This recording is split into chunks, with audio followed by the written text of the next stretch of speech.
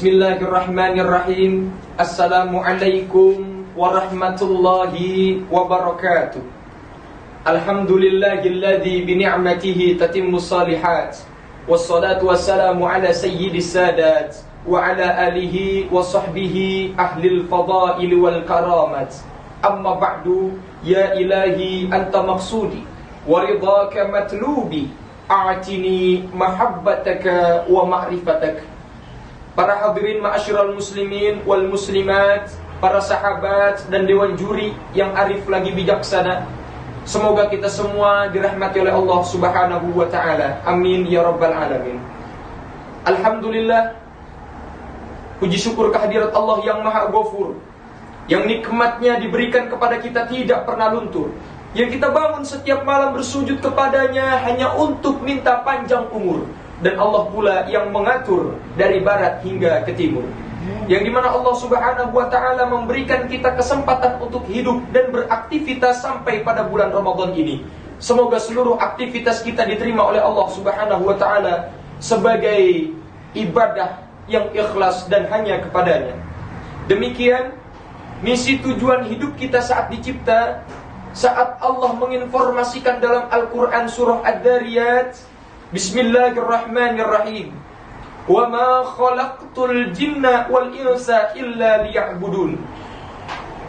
Dan tidaklah aku menciptakan jin dan manusia kecuali esensi dari penciptaan itu agar supaya mereka menjadikan seluruh aktivitasnya untuk beribadah kepada Allah Subhanahu wa ta'ala. Perhatikan cara menerjemahkannya agar supaya menjadikan li-nya di sini lil ghayah.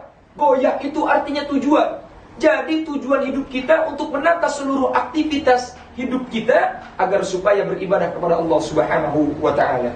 Maka kalau ada satu detik yang menjadikan seluruh aktivitas kita tidak beribadah kepada Allah Subhanahu wa ta'ala, maka kita sedang keluar dari tujuan kita dan dianggap tidak hidup. Kenapa? Karena orang hidup arah tujuannya tuh ibadah.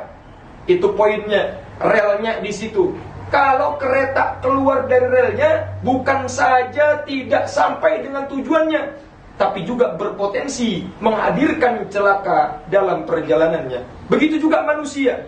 Digariskan di dalam Al-Quran, konsep utama dalam hidupnya untuk beribadah kepada Allah. Konsepsinya ibadah. Bentuk amalnya adalah amal saleh. Bisa terhubung langsung kepada Allah Subhanahu wa ta'ala berupa ibadah ritual. Solat adalah bagian dari ibadah ritual. Maka ketika kita diperintahkan untuk solat, setiap hari diperintahkan untuk solat, maka itu untuk menunjukkan esensi kehidupan kita dan jati diri kita sebagai seorang hamba. Hadirin yang dimuliakan oleh Allah Subhanahu wa ta'ala, konteks yang kedua yang terkait dengan ibadah sosial, hablum minan nas, hubungan sesama. Islam mengatur seluruh aktivitas kita kepada masyarakat. Di keluarga ada hubungan dengan orang tua, kakak beradik, dan hubungan kepada masyarakat.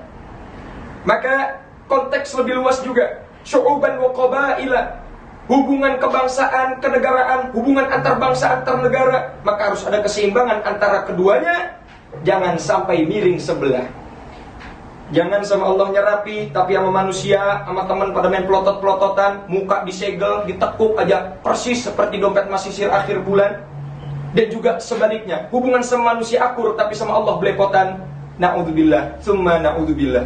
Maka kesimpulannya yang pertama, marilah sama-sama kita langkahkan kaki kita dalam hidup ini untuk selalu beribadah kepada Allah Subhanahu wa ta'ala. Yang kedua, perbaiki lagi hablum minallahnya. Yang ketiga atau yang terakhir, maka perbaiki lagi hablum minanasnya. Ada syair yang berbunyi, sepohon kayu daunnya rimbun, lebat buahnya serta bunganya, walaupun hidup 1000 tahun, kalau tak sembahyang apa gunanya, kalau tak beribadah apa gunanya. Hadanallahu wa iyyakum ajma'in, wa afwan minkum, summa assalamu alaikum warahmatullahi wabarakatuh.